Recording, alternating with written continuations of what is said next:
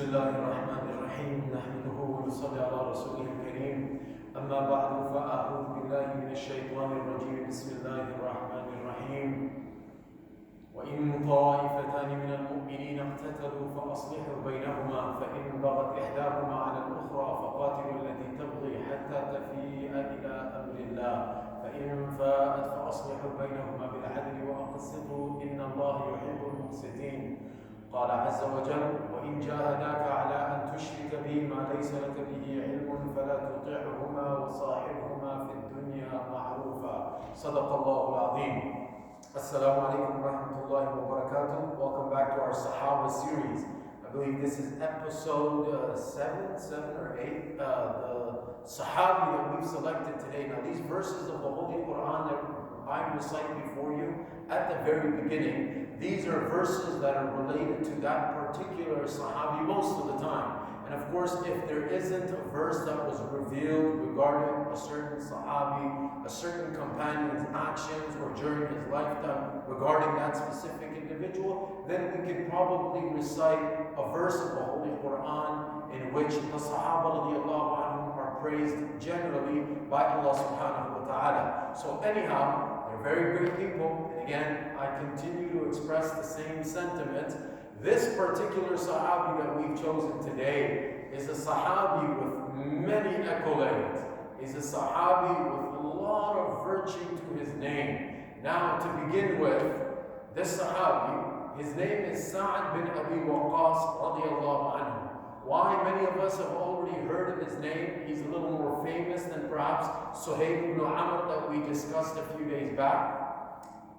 Sa'ad bin Abi Waqqaas radiyallahu anhu, to begin with, he is one of the first individuals to have accepted Islam. As a matter of fact, some of the opinion of the historians, some are of the opinion that he was maybe the fourth individual to have accepted Islam. He narrates the story himself. This is at the age of 17. And of course, his mother was definitely not pleased and happy with him accepting Islam, as we will come to find out just a little later now. So Sa'ad bin Abi Waqqas radiallahu anhu had seen a dream, and in this dream it was pitch darkness, and then he saw the moonlight guide him. So he continued to follow the light of the moon until he finally got to a place, but from a distance he visualized, it was as if he saw that there were certain individuals who had already beat him to that place where the moon was guiding him. They were Zayd ibn al-Haritha, Abu Bakr Siddique, and Ali ibn Abi Talib, Ridwanullahi ta'ala alayhim ajma'een. So he understood from that something. He asked them, how much longer have you people been here than myself? When did you people come to this place? They replied, we've only been here for a sa'a. So whether it means just a short while, or whether this literally means 1 hour, I believe some of the ulama said that it means approximately 24 minutes or so. Regardless, they were there shortly before that Sa'ad bin Abi Waqqas radiallahu anhu had arrived there. So Sa'ad radiallahu anhu said, okay, he understood from that. The next day when he went to meet the Prophet sallallahu alayhi wasallam in a place called Jihad, he met the Prophet sallallahu alayhi wasallam. The Prophet sallallahu alayhi wasallam was performing his salah. He then and there accepted Islam.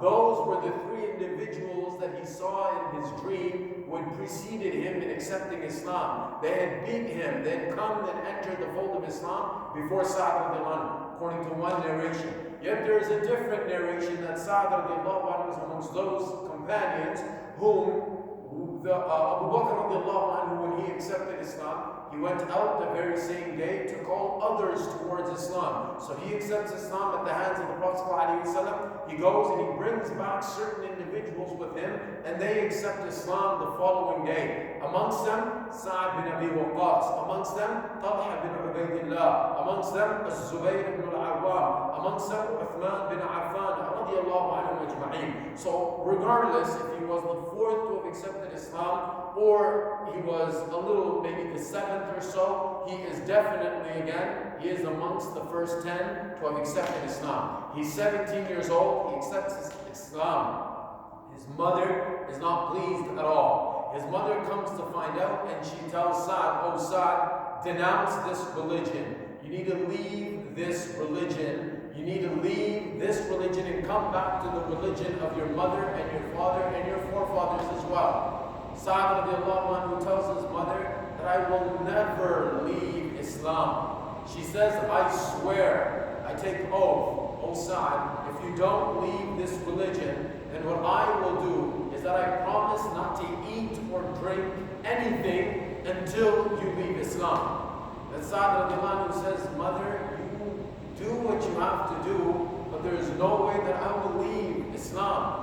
And so she actually lives up to her promise. She doesn't go back on her word. One day, one night, according to one narration, a couple of days go by, a couple of nights pass by, and she eats absolutely nothing. She partakes of nothing. She doesn't drink anything.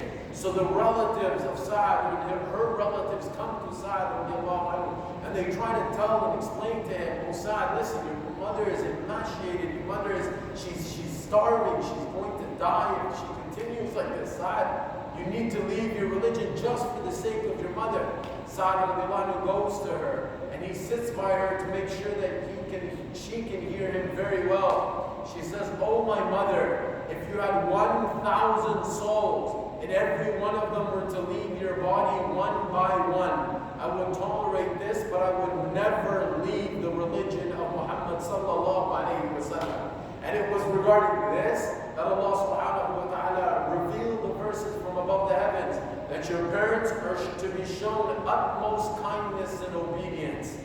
But when they ask of you to do something, to associate with Allah subhanahu wa ta'ala partners, or to do something which causes disobedience to Allah, then you don't do as they have asked you to do, but you continue to show kindness to them. It was regarding Sa'd bin Abi Waqqaas radiallahu anhu that these verses were perhaps revealed. So Sa'd radiallahu anhu accepts Islam. And Sa'd radiallahu anhu's Islam was a very great Islam.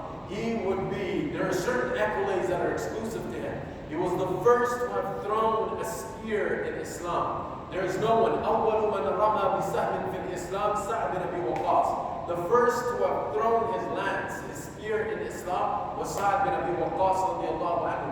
The first that caused somebody else to bleed, a disbeliever to bleed in Islam, was also Sa'd bin Abi Waqqas radiallahu anhu. And on one occasion, Sa'd radiallahu anhu, and the very few who had accepted Islam by then. Mind you, Sa'd accepted Islam before the Prophet ﷺ started to invite the people or preach to the people about his mission in Darul Arqam. Before Darul Arqam, Sa'd had also accepted Islam. And Sa'd used to say that I accepted Islam even before Allah had made Salat obligatory. So before Salat, Sa'd had also already accepted Islam. So Sa'd, he was the first to make somebody else bleed. On that occasion, they were performing Salat, or they were with the Prophet when someone came and someone started to say ill things towards them, and someone started to pass negative comments about the few Muslims that were there at the time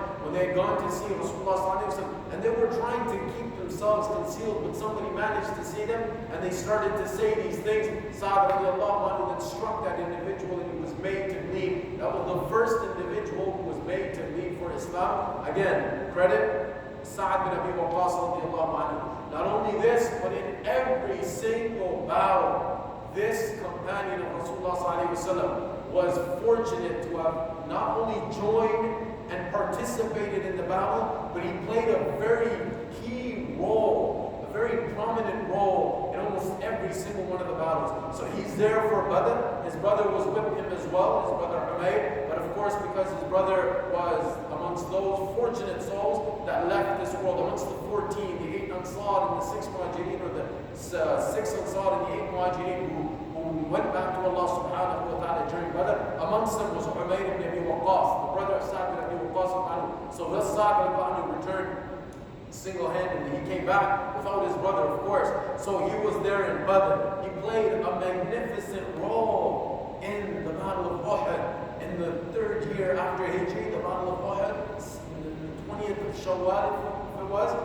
So in Uhud, the Prophet ﷺ, again, this is exclusive to Sa'd. Nobody not one from the galaxy of the Sahaba were given this accolade. There are numerous companions who used to tell the Prophet ﷺ these words.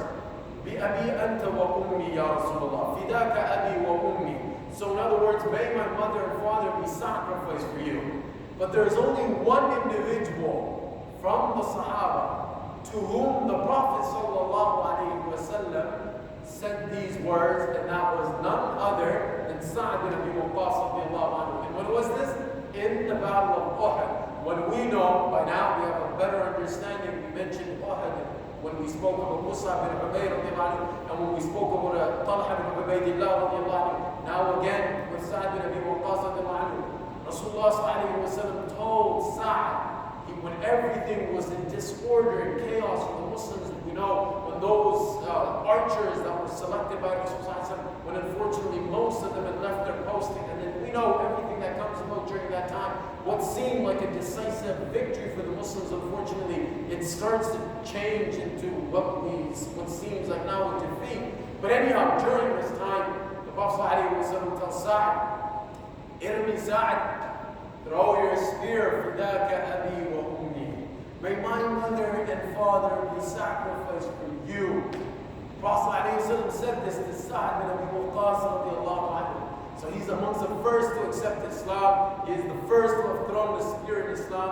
He is the only individual that the Prophet ﷺ had said these words to. His accolades go on. During the time of Umar ibn al-Khattab, his accolades go on. So he's an illustrious companion of Rasulullah ﷺ. Just a little bit about his life now. So, on one occasion, just to give you an understanding of some of the virtues of Sa'd radiallahu anhu. On one occasion, the Prophet ﷺ, the hadith in Sahih Muslim, he was with Aisha radiallahu anha, and something to the effect, the Prophet ﷺ tells Aisha, "Oh Aisha, I wish one of the pure souls from my companions would come tonight to keep security, to keep guard, to watch over me tonight, as I feel a little restless." So Aisha radiallahu anha narrating the hadith says, the moment we heard this, the moment I heard this from the Prophet ﷺ, shortly thereafter, I hear the rattling of weapons outside of the door. So I go to the door to ask, who is it? And Sa'd bin Abi Waqqas replies, it's me, Sa'd bin Abi Waqqas.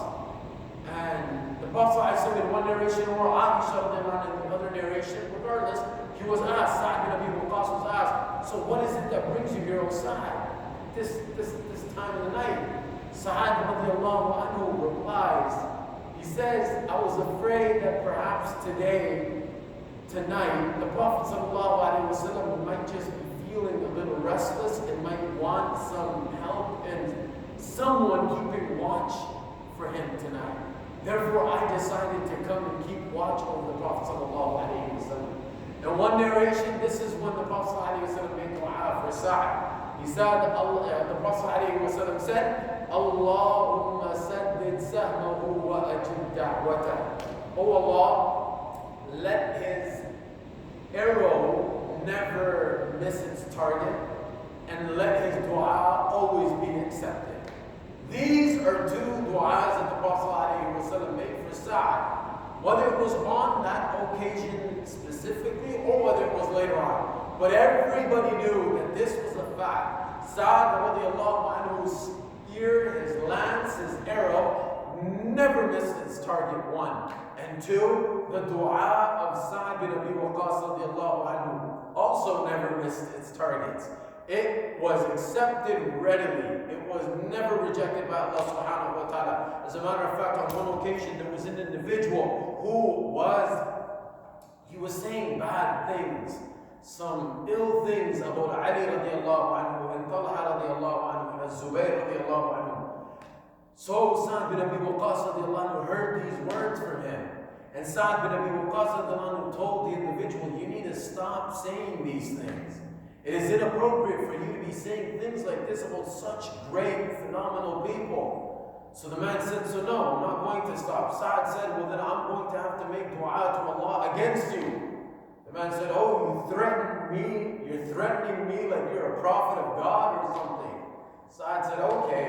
And so he goes and he performs performs wudu, he performs ablution, and he performs 2 rak'ahs of salah, after which he makes dua to Allah. Oh Allah, if you know that the individuals that are being insulted by this man were those who were given the best by you, they are those whom you were pleased with, then oh Allah, make a lesson out of this individual if his words are annoying to you.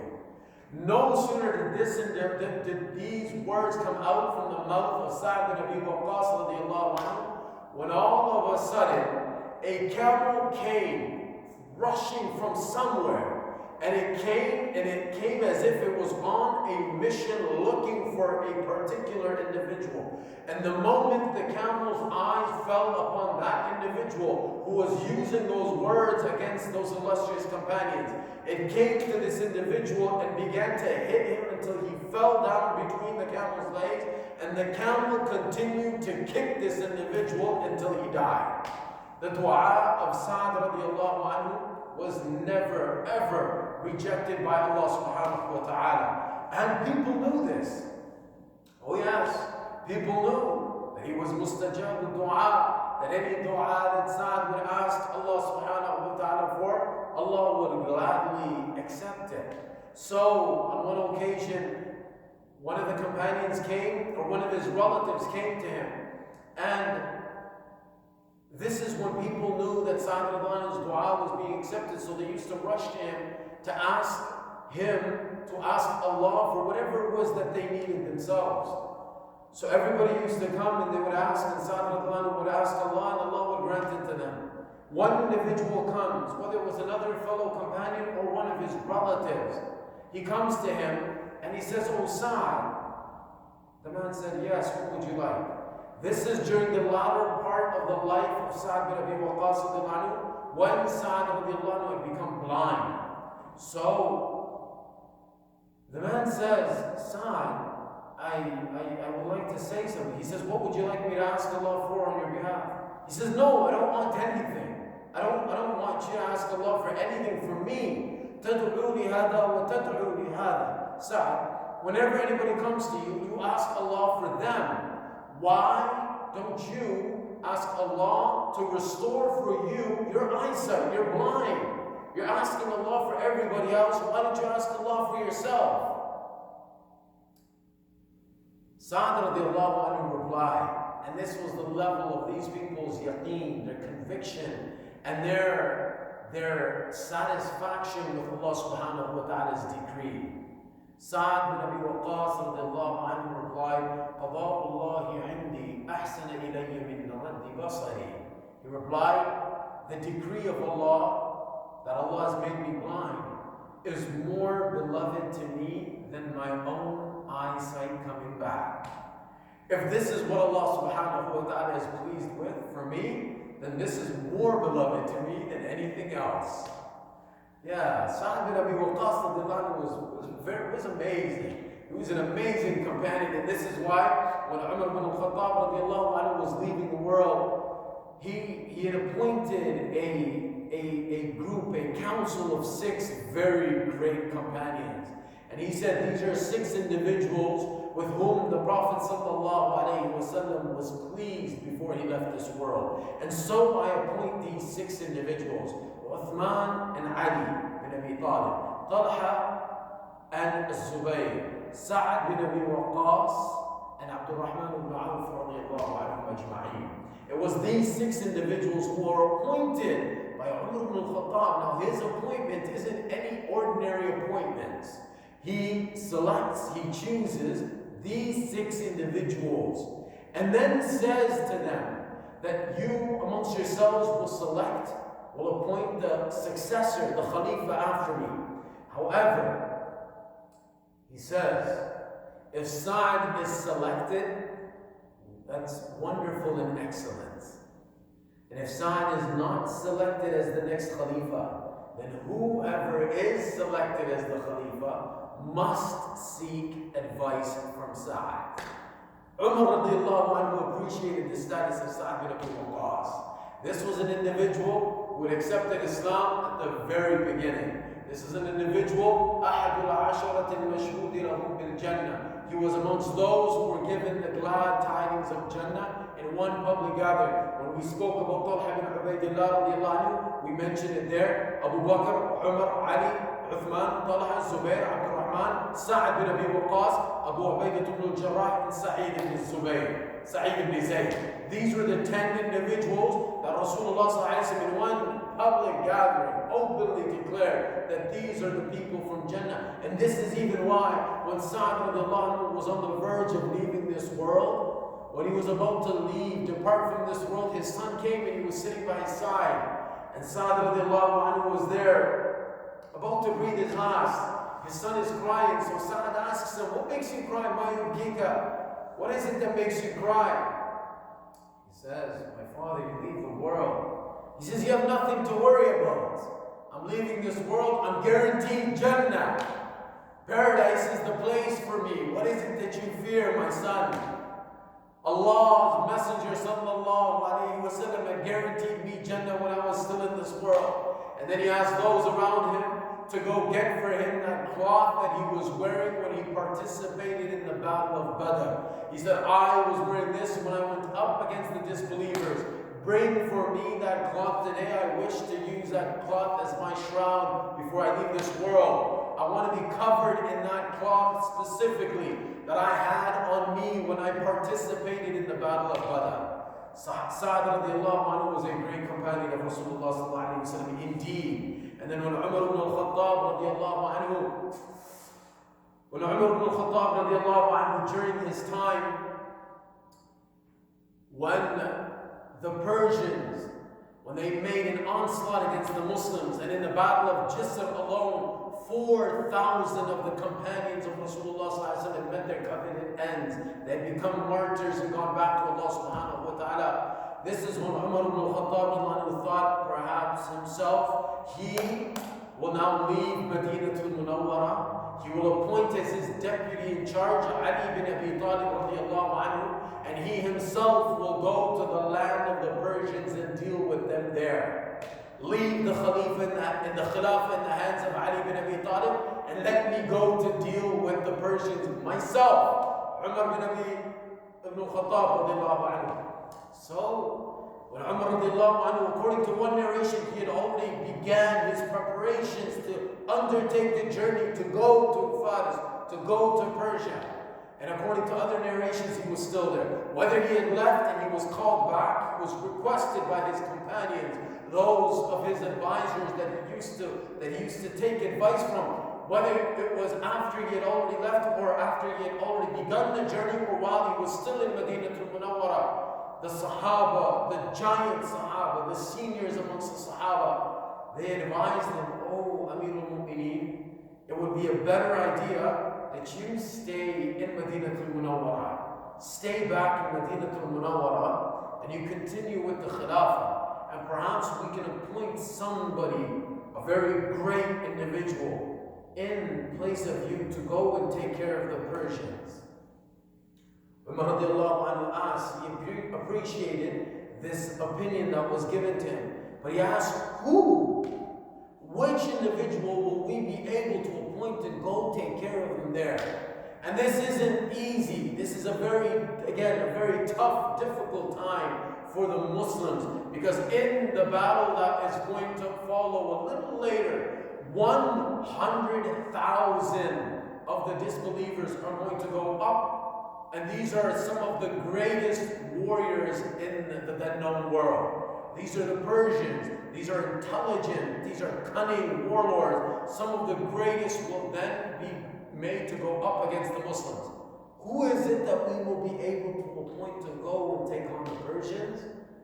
Abdul Rahman ibn Auf stood up. He said, Amir al-Mu'mineen, I know exactly who will do the job. He says, who? He says, Sa'ad bin Abi Waqqas radiallahu anhu. Umar ibn al-Khattab says, yes. May Allah bless you, Abdul Rahman. It is Sa'ad radiallahu anhu who will take on this huge, colossal task of defeating the Persians. And so Sa'ad bin Abi Waqqas radiallahu anhu was with his army. They begin the preparation. And the army is made. And Sa'ad radiallahu anhu begins. And Umar radiallahu anhu writes to Sa'd every single day telling him, "O Sa'd, you don't be deceived by the relationship that you had with the Prophet ﷺ, and that you are his maternal uncle." And the Prophet ﷺ used to mention this, that Sa'd is my maternal uncle. So Sa'd radiallahu anhu was told by Umar ibn al-Khattab, don't be deceived by this fact that you enjoy such a great relationship with the Prophet ﷺ. No. Everybody is equal before Allah subhanahu wa ta'ala, and it is obedience to Allah that brings us closer to Allah subhanahu wa ta'ala. I ask you, O Sa'd, to write to me every single day about what preparations have been made by you, how far you have reached, how far the disbelievers, the Persians have reached, and keep me informed, keep me engaged, and I want to know everything from you. Everything should be written by you and sent to me as if I am witnessing the battle with you myself. So Sa'd radiallahu anhu writes on the first day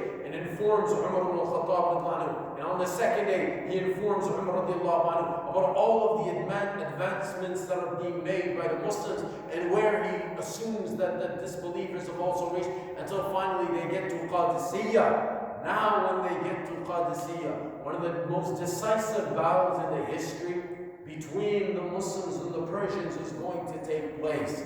Sa'd bin Abi Waqqaas radiallahu anhu with his army that have nothing in their possession but mere spears against 100,000 strong. 100,000 in number are the Persians.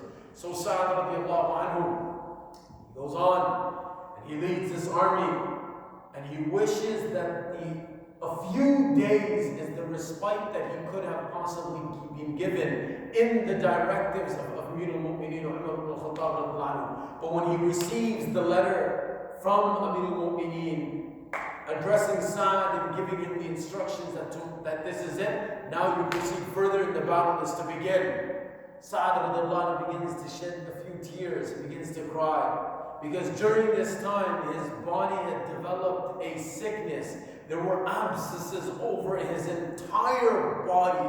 There were pockets filled with pus, and his entire body was in this state. So Sa'd radiallahu anhu was wishing that I wish I could have possibly recovered from this, or the pain of this had possibly subsided, and then I would be able to proceed. But today, the orders and the directive of Amir al-Mu'mineen radiallahu anhu has come. Therefore, I have no other option but to advance.